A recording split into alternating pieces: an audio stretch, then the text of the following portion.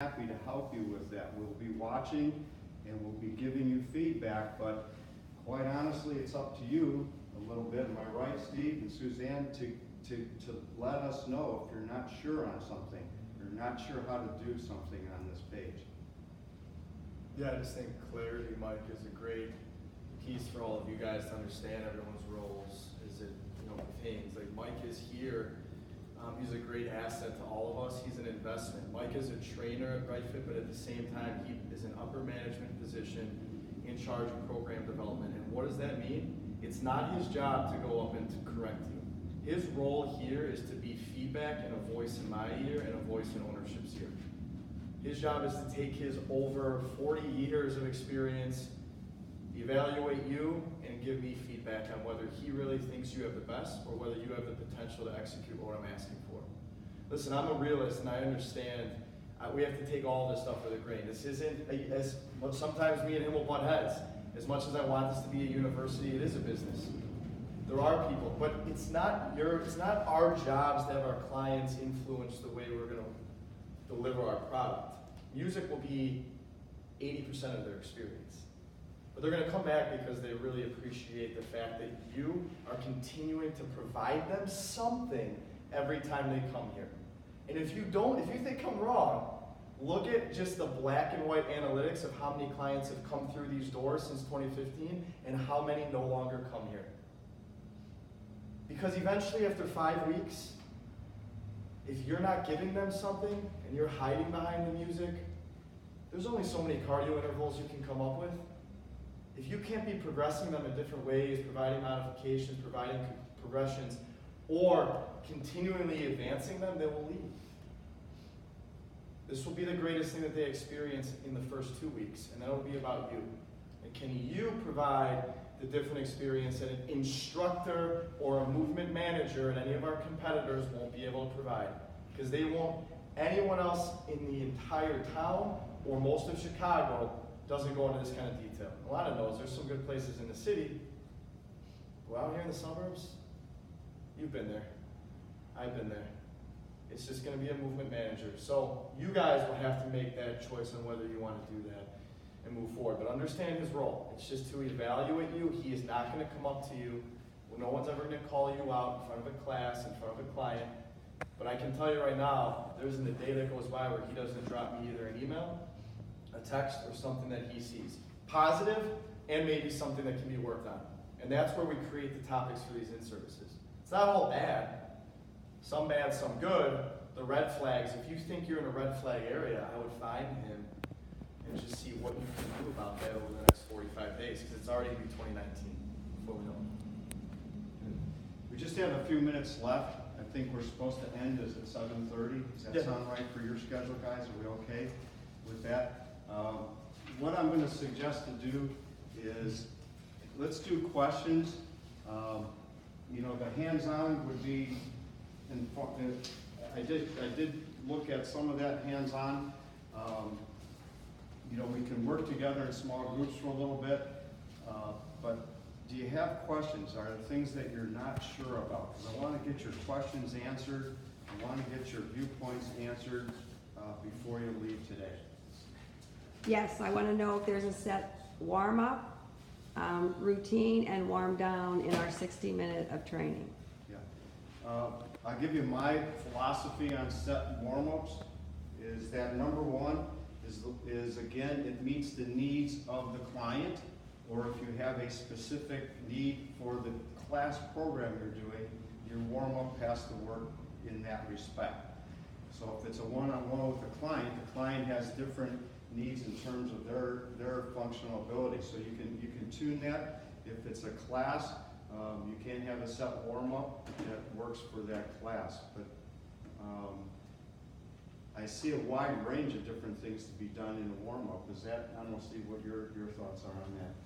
But, the way I've tried to teach it or express the way I would think of it being done is I normally start with some semblance of mobility work.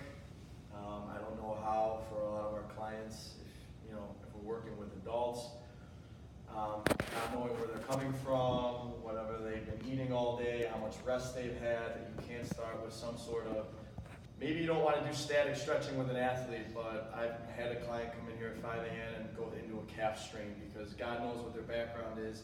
I always start with some sort of mobility or stretching work, proprioception, body awareness, totally unloaded or weighted. I want to go from hips to secondary muscles down to the ankle and foot. Once I see that they're stabilized in space, I'll probably do core recruitment to try to get their body into some sort of core temperature increase, but at the same time they're starting to balance and use these joints to stabilize or fight gravity. And then I'll do a progression-based metabolic piece to start getting their heart rate up. That takes 10 to 12 minutes. So I do mobility. I'll go into some semblance of just proprioception stability work. I do that from hip to ankles or hips to hands, and then from there we'll go core and then a metabolic piece. So I don't know, that's pretty broad. I'll change it up based on who I'm working with, but I don't know if you can go wrong with that approach. So I'd like to keep it. I think Brad maybe has seen this, maybe Elisa's seen this, and Nicole. I've changed things a little bit in usually what I'm doing. I kind of like the knee hugs, okay, and doing that and just seeing, how they can loosen up back there. We do the quadricep stretch, okay. I'm okay with that a little bit and just see where their balance is and how they're doing. I like to make sure in warm-ups that I am going into all 3 planes of movement. Again, I'm working with folks that are a little bit older for the most part, so that applies differently. And I'm also usually in a half hour to 45-minute time strain.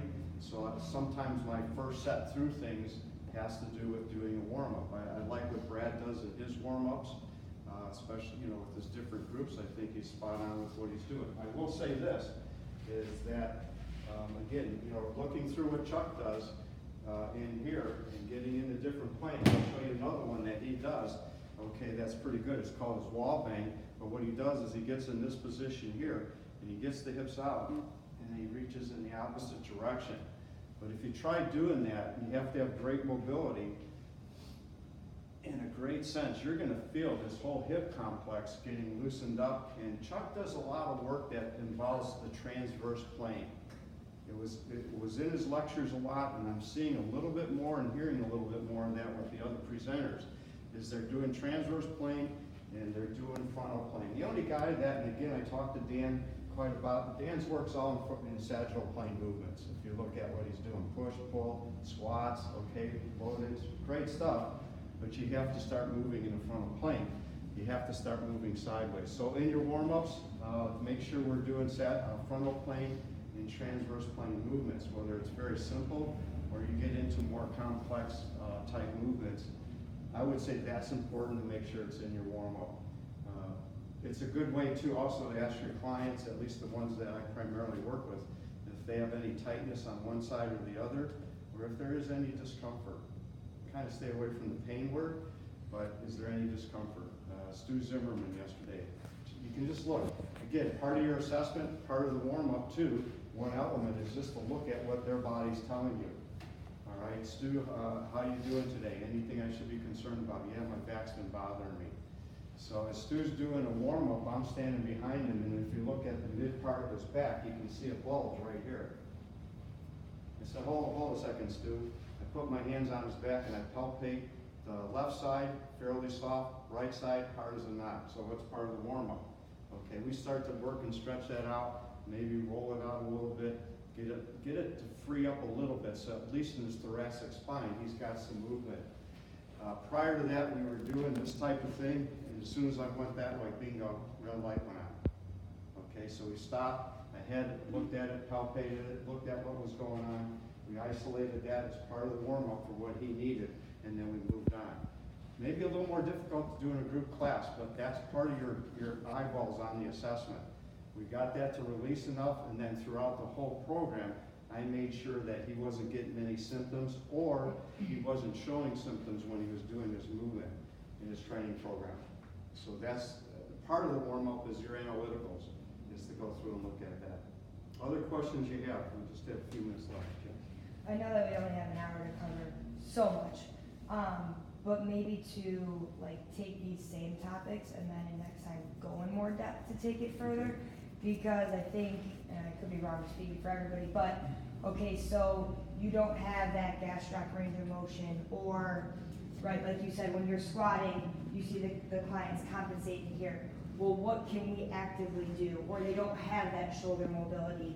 Instead of just saying, okay, we're not gonna do that exercise because it's not safe. I totally agree with that. But what can we do to actively get that range of motion, not get them to externally rotate? Let's look at the calf, and I just reiterated this one here. Let me move this back.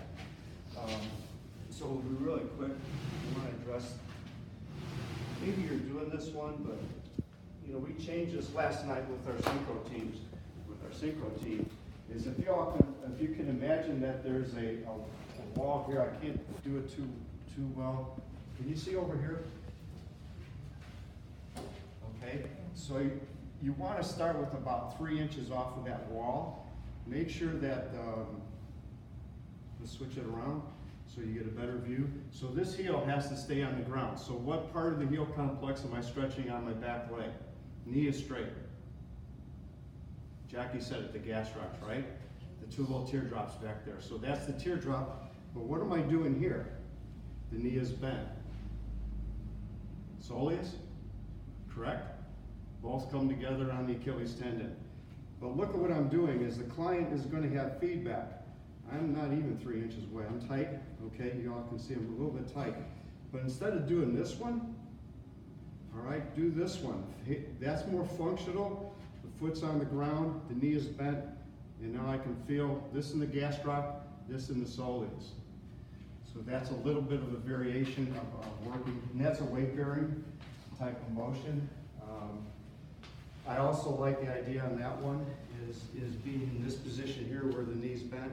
I'm a real big proponent of actively working. So tibialis anterior is stretching out the soleus in this position here.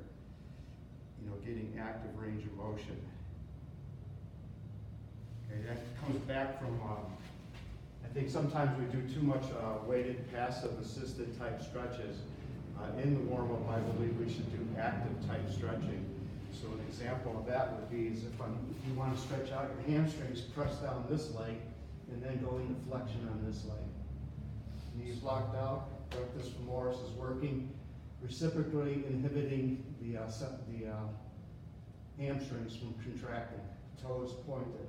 So now I've got my gastrocs being stretched. Active, agonist, antagonist. Agonist stretching out and antagonist. So Mike, if I heard her question correctly, since we have an in-service coming up next Wednesday, I think it would be extraordinarily beneficial because we have 2 factors going on. These are perfect examples of how you can take a private client in a one-on-one setting and immediately start executing stretches. So let's revamp, recircle back, redo, and make sure that we have a solid corrective exercise list that pertains to Dan John's 5 primary movements. If someone's inhibited or is experiencing an impingement from a push-pull squat hinge, what are corrective exercises? 5 for each of those 4 primary things. It shouldn't be that hard to do. I also would like to see in a group standpoint, it's clear that we have a serious problem modifying or scaling workouts. So let's start from the bottom up. Squat, push, pull, hinge. If someone can't do a goblet squat, what comes next? If someone can't do an air squat, what comes next? Do you increase the height? Do you incorporate a box? Do you start with hip lifts? All of those things, if those aren't coming natural to you, we've dropped the ball. So that's not good. But then we need to make sure that we just have this as part of protocol. I think Dan John's a perfect pillar to build off of this. And that's just going to be right fit procedure. So if he can't do a goblet squat and it's in a group class, yes, it will be on you to actually have the memorization down of, okay, they can't do this loaded movement. I see rounding in the thoracic spine. They're not retracted. They can't sit back in their hips. I'm in a group of 12. What is the immediate modification to that exercise? And I think that's something that we should touch on next Wednesday. Personal corrective exercise, group modifications, and scaling. Just revamping that, I think. And I'd build it off Dan John if I was to do it. We can't get too specific. And again, you know, to reiterate, I specifically got 10 minutes with Dan, which is incredible because he has 60 people around. This was a specific question I asked Dan at Perform Better. Okay? And he absolutely concurs with this. And if you watch his stuff on YouTube, it's free. You'll see that he does break down things and he does get very specific in terms of what he's doing with some of this stuff. You can use the pull behind the back to correct that and squat and different things that Dan does, for example, but they do go back many, many years ago. And again, it's a nice blend between isolated out and doing things and getting into those